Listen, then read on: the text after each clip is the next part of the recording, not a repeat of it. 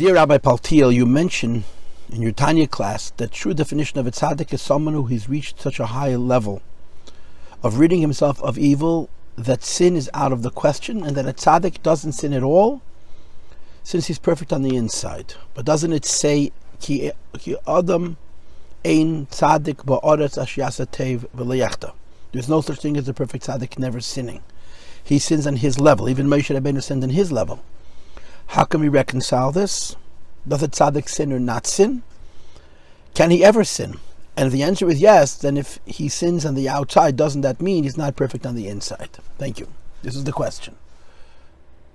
The most important thing that I need to say as an answer to this question is that this question is entirely academic. This is not a question that touches me or you. I don't know you, but I'm just going to go out on a limb and say that you're a Beinani and not a tzaddik, for whom this is not a real question. This is entirely a scholarly, a philosophical, a theoretical question. And therefore, answering it is not that important. This is the first thing. And answering it is also more difficult, because when you're dealing with things that are not real,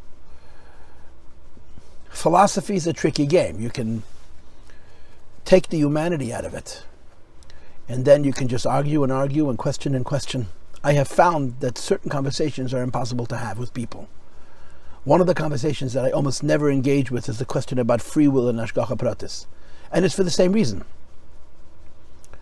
It's a theoretical question. It's not practical at all, because in people's practical lives they feel like they're exercising free will, and they're in their own minds exercising free will, and no human being actually experiences the fact that everything he's doing is being done through him by God, and that he's a puppet.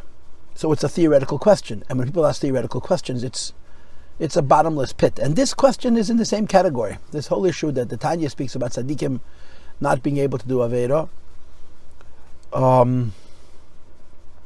is very difficult to address, A, because it's hypothetical, and B, because it's hypothetical, it goes around and around in a circle and forgets the reality of the people.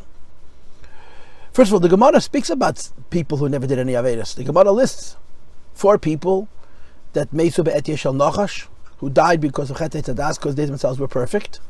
So before you ask on the Tanya, why don't you ask on the Gemara? The pasuk says ein tzaddik ba'aretz ashyasa tev v'leyachta, and the Gemara lists 4 individuals by name that never did any Avedas. So what to do with the pasuk when juxtaposed against the Gemara? Now you could say that there's a relativity to it. That when the Gemara says that they're arba meisu be'et yeshel nachash, it means that relatively speaking they had no sin. Absolutely speaking, they could have been more perfect, and there were some inexactitude in their person, but that the nature of this inexactitude would not have justified their dying. So when the Gemara says arba meisu be'et yeshel nachash, the Gemara isn't saying they didn't do any sin. They didn't do any chet meloshen chasaron that should justify death, and therefore we attribute the chet tzedakah. You could say that. I don't think that that's the pshat in the Gemara, but you could say that. And you could apply the same kind of question and answer to the Tanya. So I'm not going to answer the question. I'm just going to discuss the Tanya a little bit. The Tanya is talking about real people having real relationships with God. The Tanya is talking about real people's having real relationships with God predicated on a simple and logical requirement, which is motivation. Everything we do in life, particularly those things that are difficult, require energy and effort and a push. Different people have different degrees of motivation. And each person who finds himself in a position where there's something that they need to do, which means the wrong choice would be not to do it, or people find themselves in situations where it's something that they mustn't do, which means that the wrong choice would be to do it, have in effect 2 aspects to that motivation. One aspect of that motivation is the energy that they need to do what they must, or not do what they mustn't. And then the energy to push out, to push away the negative prospect, the negative possibility, the negative alternative. It's Achei Temimim and Sur Merah, or Sur Merah and Achei Temimim. I need to do a mitzvah, and I need to not do that mitzvah. I need to not do an aveda. I need to not do that aveda. Those are two different aspects of motivation. Here's the question. Are they two aspects of motivation, or are they one aspect of motivation? In other words, the motivation that I need to do the good thing, and the motivation that I need to stop myself from not doing the good thing, are they two separate aspects of motivation, or are they a singular aspect of motivation? And the answer to that question depends on the quality of the motivation. If a person's motivation for doing good is very powerful, the motivation for not doing that is so quieted and so weak, it's like as if it doesn't need to be fought.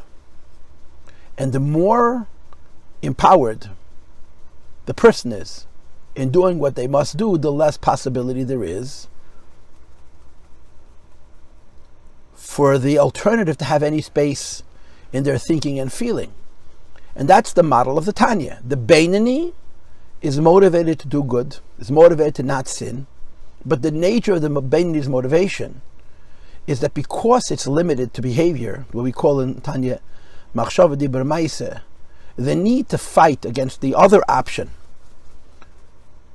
is a separate power that they need to constantly draw besides for the positive power. In other words, they're simultaneously doing the right thing and not stopping themselves from not doing it. And the same is true also in Sur Merah, because the level of their motivation is very limited.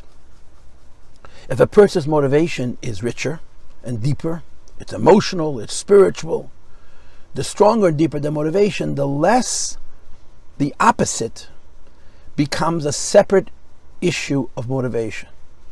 And in the tzaddik, but very specifically in the tzaddik gomor, the positive motivation is so complete that there's simply no space for the negative. That's the position of the Tanya.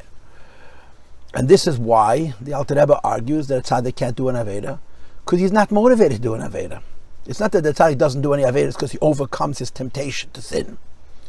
It's that his avos Hashem, his singular involvement with God, is so powerful that the alternative simply doesn't have a voice within that person. That's the model. Now you're asking me a question about a pasuk. Like I said before, I'm not going to respond to this for a number of reasons, and one of them is I don't know what to tell you about this pasuk.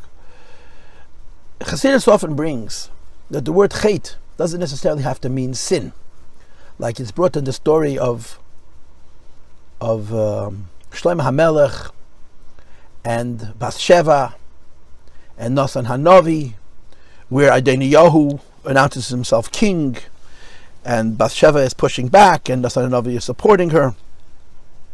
And one of the expressions that she uses in that sequence is Ani v'shloime b'ni chatoim. If Adoniyahu is allowed to rule, I and my son Shlomo will be chatoim. Now, you cannot translate the word chatoim in that case as sin, because we're not talking about anything that they're doing. We're talking about something that's being done to them. And the interpretation of the word chatoim in that case is chisaron. Ani u'shloime b'ni chatoim. We're going to be missing out. And to be sure, if Adoniyahu had ruled, he probably would have killed them, which is a considerable chisaron. So chet can mean milashon chisaron, deficiency, flaw. And on the highest of levels, chet could mean inexactitude. Inexactitude means that no matter how good something is, it could always be better. So the truth is that when the pasuk says Ein tzaddik b'oretz ajas teva leyechta, you're giving an example for Moshe Rabbeinu. There's reasons why Moshe Rabbeinu is in a different scenario. Primarily because Moshe Rabbeinu's avedas were not personal. They were not sins that he committed in his personal relationship with God. They were sins that he committed because of his leadership role, which makes them very different. And I'm not going any more into this.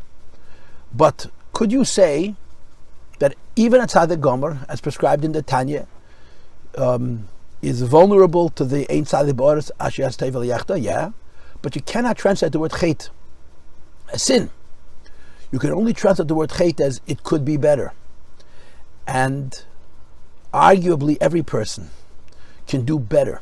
But that's a very, very different concept than the sin of which the Alter Rebbe speaks in Tanya. Sin in Tanya means something that God said not to do.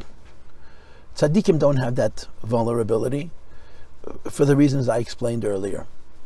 I'm closing this question and answer session with a repetition of how I started. I answered the question, or I addressed it. Maybe I did answer it, maybe I didn't answer it satisfactorily. I think it's very, very important for people to appreciate the difference between a theoretical question and a real question.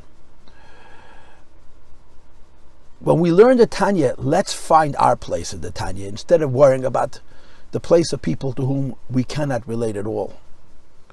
And I wish all of us much success in Avodas Hashem and in not sinning, in not doing one Aveda, not doing any Avedas, doing an Aveda less. And we should be Zeichet Regula Shleima, like the Rebbe says, that even after Mashiach comes, the Rebbe will pay the Kol Yisrael Kol Avin Esav. But remember that Avin means an Aveda done on purpose. And in this pasuk, Ein Tzaddik Boretz Ajishiyasa Teva Leyech Da Chet is Shoyeg and Chet is Lashon Chesaron, like I mentioned before.